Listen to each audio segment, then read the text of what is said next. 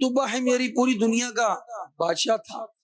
ان کے ایمان قبول کرنے سے پہلے کی بات ہے کہ ایک دن اس بادشاہ کو خیال ہوا کہ زمین کی سیر کی جائے اور دیکھنا چاہیے کہ لوگ کس حال میں ہیں.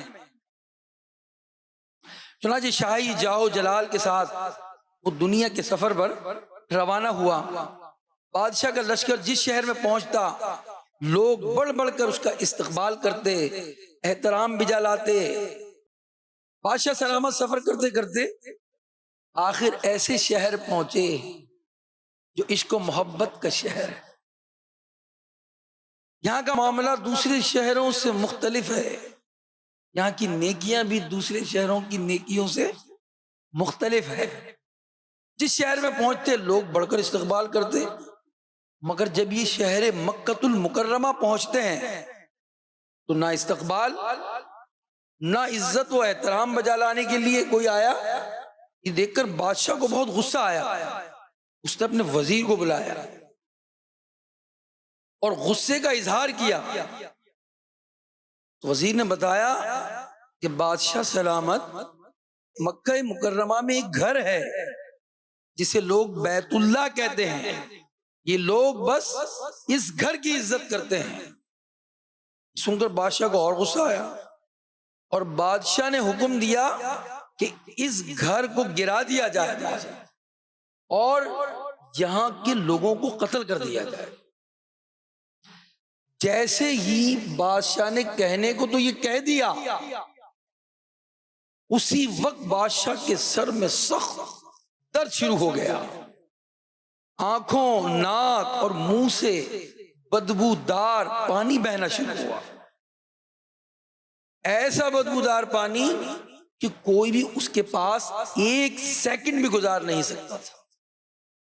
بادشاہ کی حالت دیکھ کر طبیبوں کو علاج کا حکم ہوا.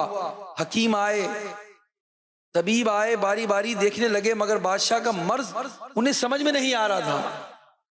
آخر سب طبیبوں نے یہی کہا کہ ہم زمینی بیماریوں کا علاج تو کرتے ہیں مگر آسمانی مرض کا علاج ہمارے پاس نہیں ہے. بادشاہ بہت تکلیف میں تھا، کوئی علاج بن نہیں پا رہا تھا. اسی حالت میں رات ہوئی. ایک عالم صاحب وزیر کے پاس آئے اور کہا کہ میں کچھ سوال پوچھوں گا، اگر بادشاہ سلامت مجھے اس کا درست جواب دے دیں تو میں ان کا علاج کر سکتا ہوں. وزیر نے تنہا چھوڑ دیا ان کے پاس. عالم صاحب نے بادشاہ سے کہا یہ بتائیے کیا آپ نے بیت اللہ کو نقصان پہنچانے کا ارادہ کیا تھا؟ بادشاہ نے کہا ہاں ایسا ہی ہے. اس عالم صاحب نے کہا اسی سبب سے آپ کو یہ بیماری لگی ہے کہ اس گھر کا جو مالک ہے نا وہ دل کی بات جانتا ہے، خوب جانتا ہے دل کی بات.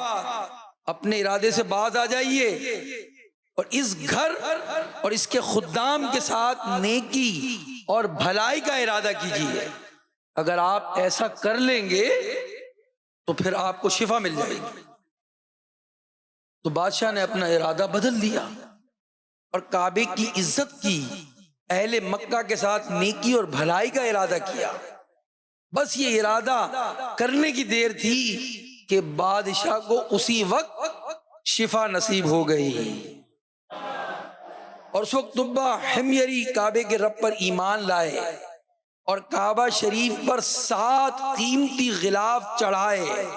طبہ حميري ہی پہلا وہ شخص تھا جس نے خانہ کعبہ پر غلاف چڑھایا.